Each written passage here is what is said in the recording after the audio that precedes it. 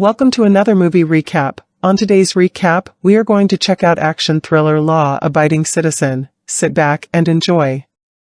The movie starts off with Clyde, a Philadelphia engineer who is enjoying quality time with his family. As he is having a chat with his daughter, robbers invade his home, attack both him and his wife, murdering his little girl also. As the investigation goes on, two suspects are brought forward, Darby and Ames. The prosecutor in charge, Nick, is a career-minded legal prosecutor who is only determined to get his conviction rate high. Clyde tries to plead with Nick, the prosecutor, that both the men were involved, but Nick is only focused on making a deal with Darby, unaware that he was the actual suspect who did the killings, and not Ames. As the verdict is ruled and judgment has been made, Clyde witnesses Nick shaking hands outside the courtroom with Darby, which left the feeling of betrayal by the system meant to protect citizens. 10 years later, Nick rises through the rankings. He also has a 10-year-old daughter. The day of Ames' execution has finally arrived. While he is trying to plead with his innocence, no one listens to him. Ames is executed via lethal injection. Due to an alteration in the chemicals, he dies in agonizing pain, which was not supposed to happen, meaning that someone tampered with the chemicals. Initial evidence leads to Darby, who is alerted to approaching police by a mysterious caller who tells him where a pistol he can use to his advantages.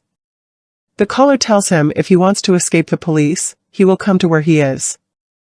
At the meeting place, Darby realizes that the caller and his savior is none other than Shelton. Darby tries to shoot him with the pistol, only to be discovered it is a trick gun, injecting him with tetrodotoxin, paralyzing him, but leaving him fully conscious. After restraining him and making preparations to ensure his prolonged awareness, Shelton slowly tortures and dismembers Darby, saying the words Darby told him 10 years before, "You can't fight fate." Police later find Darby's body dismantled in 25 pieces at the warehouse, and after an investigation, Rice and his team suspect Shelton. The next day, a local SWAT unit bursts into Shelton's house to find him waiting for them, and he doesn't resist arrest.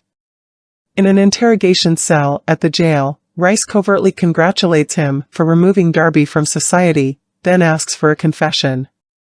By all appearances cooperative, Shelton offers a full confession in exchange for a deluxe mattress in his cell. Rice reluctantly agrees. At his hearing, Shelton opposes a motion to deny himself bail, citing obscure legal precedents. Judge Laura Birch, who also presided at Ames' trial, agrees, but Shelton launches into a tirade against the court's preference for legal technicalities over justice. He is removed for contempt of court. I just killed two people, and you were about to let me walk right out that door. After receiving his mattress and delivering the confession, in which he confesses not only to killing Darby, but also to having altered the lethal injection chemical that made Ames' death agonizing, Shelton bargains to give the location of Bill Reynolds, Darby's attorney, who was reported missing 3 days before, in return for an expensive steak dinner from Del Frisco's to be delivered at precisely 1 p.m., along with his iPod. Warden Inger demands multiple precautions, resulting in the food arriving at Shelton's cell 8 minutes late. Rice and Detective Dunnigan find Reynolds buried alive and only minutes dead, with Inger's delay causing him to suffocate, his oxygen tank having been set to shut down at 1:15. Dunnigan explains that because Shelton received his lunch at 1:08, they were 7 minutes late instead of getting to Reynolds in time to save him. Shelton and his cellmate, who had threatened to hurt him if he refused to share, eat the steak dinner together. Shelton then murders him by using the steak T-bone as a knife. He is sent to solitary confinement. Rice's assistant, Sarah Lowell, finds evidence of contract payments to Shelton from the Department of Defense, so the head DA Jonas Cantrell takes Rice to meet a CIA operative Bray who worked with Shelton. They learn Shelton was once a CIA brain working in a black ops think tank on unconventional methods of killing targets. Bray tells them to assume that he can see them and hear them at all times. He is always watching. He also warns them that he's only in jail because he wants to be in jail, and that each thing he does has a deeper meaning. When Rice asks how they should deal with Shelton, Bray advises them to walk into his cell and put a bullet in his head, otherwise they cannot stop him. As he leaves he says, "If Clyde wants you dead, you're dead." Rice and Cantrell convince Judge Birch to violate Shelton's civil rights and restrict his visiting privileges. Minutes later, Judge Birch answers a cell phone which explodes, killing her instantly. At the prison, Rice confronts Shelton, who says these killings are not about revenge, but about the failure of the justice system. Unless he is released with all charges dropped by 6 a.m. tomorrow, he will kill everyone. Members of the DA staff congregate until 6 a.m. They are sent home, but bombs planted underneath their cars go off and kill those inside, including Sarah. Shelton was still incarcerated, so Rice assumes he is using an accomplice outside to help.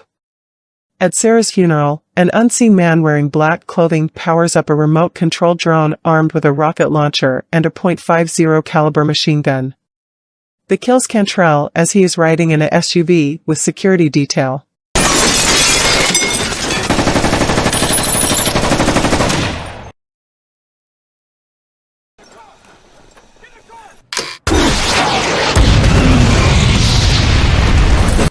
Rice is appointed acting district attorney by the uptight mayor, whom is angry at Rice for his failure to protect everyone. While looking for evidence that Shelton may have accomplices working for him, Rice receives information that points to Shelton owning a small disused garage next to the prison. Rice and Detective Dunnigan arrive at the garage, and while looking around, they find a tunnel system leading to all the solitary confinement cells, along with a large supply of armaments. Apparently over the past 10 years, Shelton had dug the tunnel system from his garage to the prison, and when it was finished, he deliberately had himself arrested and sent to solitary confinement in order to sneak out of the prison, to carry out his killings undetected and all by himself, and then sneak back into his cell the very next day. Dunnigan opens a small hole and finds that it leads to Shelton's cell, which is empty. Disguised as a janitor, Shelton plants a cell phone-activated napalm bomb in City Hall, planning to kill the mayor and anyone attending her meeting. Rice, Dunnigan, and Detective Garza infiltrate the 5th floor and find the bomb directly under the 6th floor, where the mayor is situated at a security meeting. Garza attempts to disarm the bomb, but is unsuccessful and warns them to leave it alone. The three men then decide not to tell the mayor what is going on, as Shelton will be watching and will detonate the bomb with any sign of detection. They then decide what to do with the bomb. Upon returning to his cell, through the underground tunnel, Shelton discovers Rice there waiting for him. Shelton offers one last deal, but Rice says that he no longer makes deals with murderers, which Shelton appreciates. Rice says to Shelton that if he detonates the bomb, it's a decision you'll have to live with for the rest of your life. With his wife and daughter long dead and feeling that he has nothing to live for anymore, Shelton decides to detonate the napalm bomb anyway, but as Rice exits and locks the cell, he calmly says, "Like I said, it's a decision you'll have to live with for the rest of your life," which I think now is about 25 seconds. He then begins to flee the building. At the same time, Detective Dunnigan seals the hatch in the back of the cell to ensure Shelton doesn't escape. Shelton realizes that the bomb was placed under his cot, but merely smiles and stares thoughtfully at a bracelet his daughter had made for him which says, "Daddy." The cell explodes, with the last shot of Shelton alive being of him looking up with an almost satisfied expression. In the final scene, Rice is seen attending his own daughter's music recital, an event he had previously put off due to work. He rises with the crowd as they cheer her on after the performance. Thank you for watching. Make sure to subscribe for more.